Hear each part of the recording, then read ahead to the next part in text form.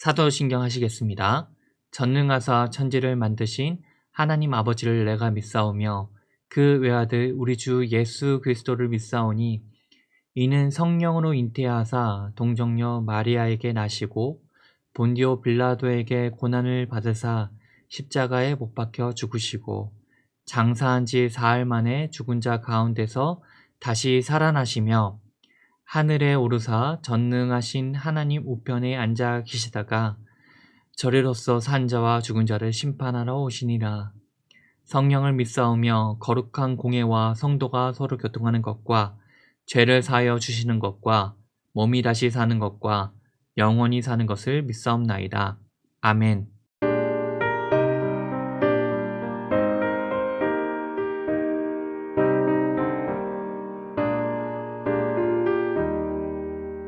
지금까지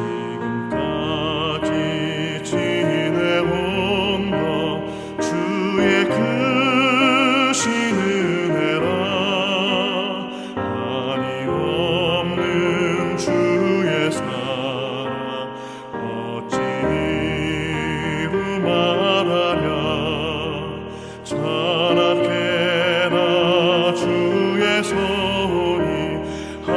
항상 살펴주시고 모든 일을 주 안에서 형통하게 하시네.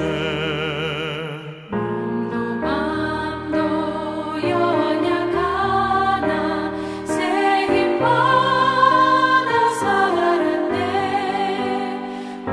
울붓듯이 부으시는 주의 은혜 족하다. 사랑 없는 거리에 나 험한 산길을 멜때 주의 손을 굳게 잡고 찬송하며 가리라. 주님 다시 배올 날이 날로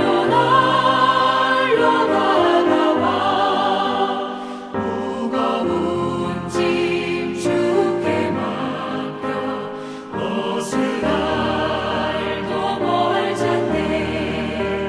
나를 위해 예비하신 고향집에 돌아가 아버지의 품 안에서 영원토록 살리라.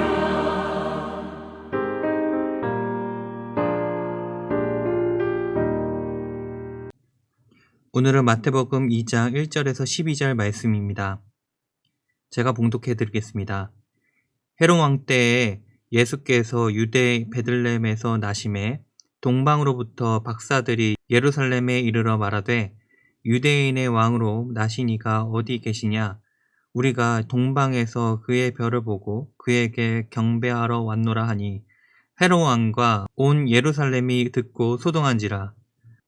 왕이 모든 대제사장과 백성의 서기관들을 모아 그리스도가 어디서 나겠느냐 물으니 이르되 유대 베들레헴이오니 이는 선지자로 이렇게 기록된 바 또 유대 땅 베들레헴아 너는 유대 고을 중에서 가장 작지 아니하도다.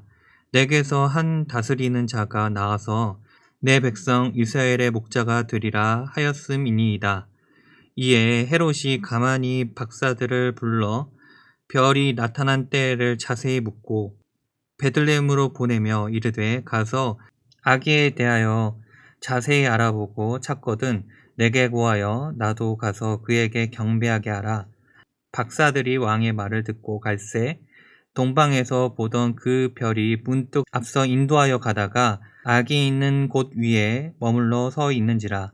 그들이 별을 보고 매우 크게 기뻐하더라. 집에 들어가 아기와 그의 어머니 마리아가 함께 있는 것을 보고 엎드려 아기께 경배하고 보배압을 열어 황금과 유황과 모략을 예물로 드리니라. 그들은 꿈에 헤롯에게로 돌아가지 말라 지시하심을 받아 다른 길로 고국에 돌아가니라. 할렐루야! 오늘 하루도 주님의 은혜와 평강이 함께하길 주님의 이름으로 축원합니다. 저는 두 아이의 아빠입니다. 제가 아이를 갖기 전에 이렇게 양육해야지 하는 계획이 있었는데 그 계획과 달리 많은 실수와 시행착오가 있었습니다. 그래도 이렇게 아이들이 자랄 수 있었던 것은 하나님의 계획하심과 은혜로밖에 설명이 되지 않았습니다.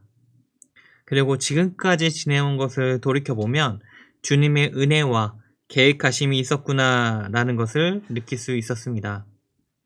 오늘 본문 말씀은 하나님의 계획하심에 대해 이야기합니다. 그 계획하심은 무엇이며 하나님께서 우리들에게 어떤 계획하심이 있는지 말씀을 통해 살펴보도록 하겠습니다. 먼저 하나님께서는 베들레헴에서 한 목자가 태어날 것을 계획하십니다.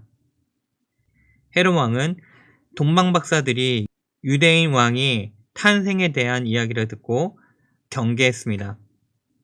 그리고 헤롯 왕은 유대의 모든 대제사장과 백성들의 서기관들에게 그리스도가 어디에서 나겠느냐고 물어봤습니다. 그래서 대답하기를 6절에 또 유대 땅 베들레헴아 너는 유대 고을 중에서 가장 작지 아니하도다. 내게서 한 다스리는 자가 나와서 내 백성 이스라엘의 목자가 되리라 하였음이니이다. 그들 모두는 미가서 5장 말씀을 인용해 베들레헴에서 나신다고 말씀하였습니다.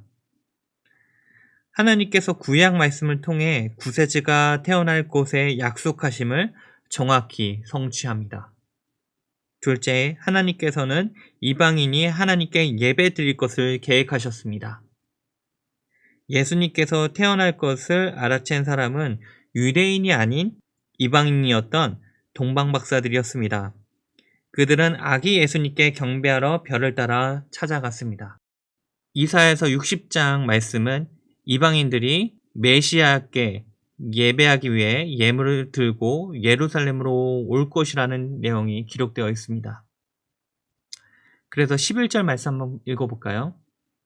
집에 들어가 아기와 그의 어머니 마리아가 함께 있는 것을 보고 엎드려 아기께 경배하고 보배압을 열어 황금과 유황과 모략을 예물로 드리니라. 그들은 아기가 유대인의 왕이 되신다는 것을 깨닫고 그에게 경배하고 예물을 그에게 드렸습니다.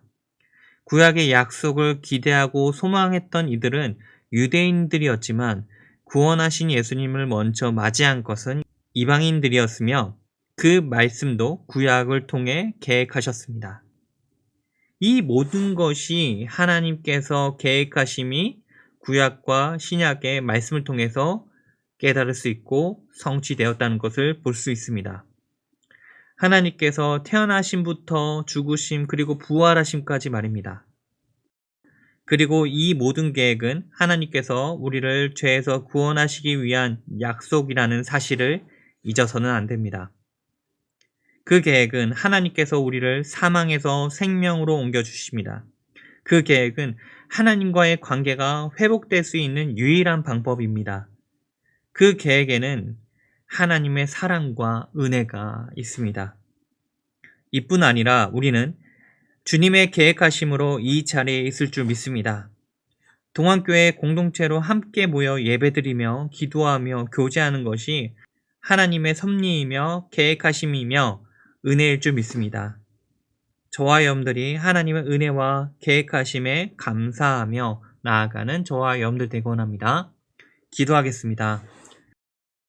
사랑해 주님 감사합니다. 오늘 말씀을 통해서 하나님의 은혜와 계획하심이 있다는 것을 깨달을 수 있게 해주시면 감사합니다.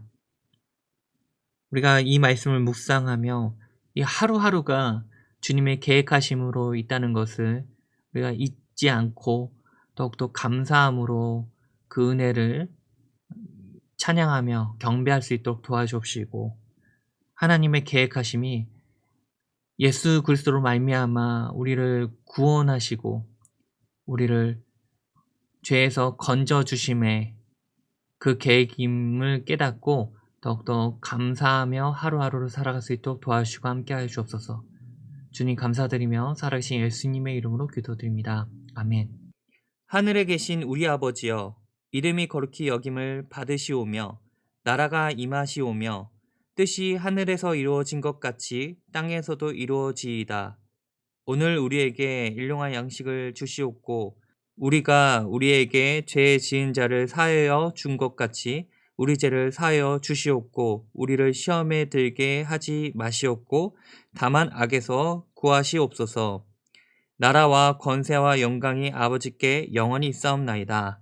아멘.